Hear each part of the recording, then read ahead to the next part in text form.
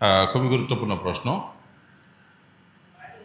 একজন নামাজি মানুষকেও নামাজের কথা স্মরণ করানো যেতে পারে, বিশেষ করে যখন মনে হয় যে তিনি ভুলে যাচ্ছেন, দেরি হয়ে যাচ্ছে, এরকম মনে হলে তখন তাকে স্মরণ করাতে দোষ নেই, স্মরণ করানো ভালো।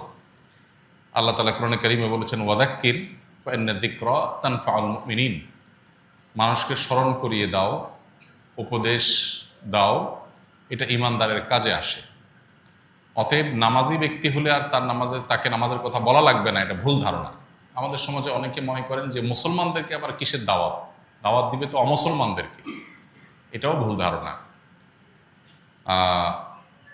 মুসলমানকেও দাওয়াত দেওয়া যাবে, অমুসলমানকেও দাওয়াত দিতে হবে, এবং যিনি নামাজি মানুষ তাকেও স্মরণ করানোটা দোষের কিছু না, বরং ভালো। কিন্তু এখানে যিনি স্মরণ করাবেন বা দাওয়াত দিবেন বা উপদেশ দিবেন, তাকে বিচক্ষণ হতে হবে, দায়িত্বশীল হতে হবে, তার আচরণ হতে হবে খুবই মার্জিত এবং খুবই চৌকস।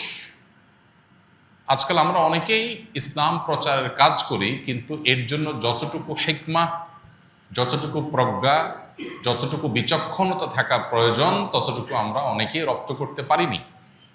ফলে দেখা যায় ইসলাম প্রচার করতে গিয়ে ইসলামের প্রতি আরো মানুষকে বীতশ্রদ্ধ করছি। এটা খুবই ভয়াবহ ব্যাপার। একজন মানুষ নিয়মিত নামাজ পড়েন, প্রতিদিন তাকে আপনি নামাজের জন্য কমন যে ডাক, সেটা দেওয়া প্রয়োজনীয় কোনো কাজ না, স্মরণ করাতে পারেন, ভাই নামাজের সময় হয়ে গেছে, ভাই জামাতের সময় হয়েছে, স্মরণ করানো তো দোষ নেই। কিন্তু আপনি নিয়মতান্ত্রিকভাবে তাকে যদি নামাজের প্রতি আহ্বান করবেন, আমাদের নামাজ পড়া উচিত, উনি তো নামাজ পড়াই অলরেডি, তাহলে উচিত আবার কেন বলবেন? তো স্মরণ করানো এক জিনিস, আর তাকে নামাজের প্রতি আহ্বান করা বা নামাজের দাওয়াত দেওয়া নিয়মিত, সেটা আরেক জিনিস।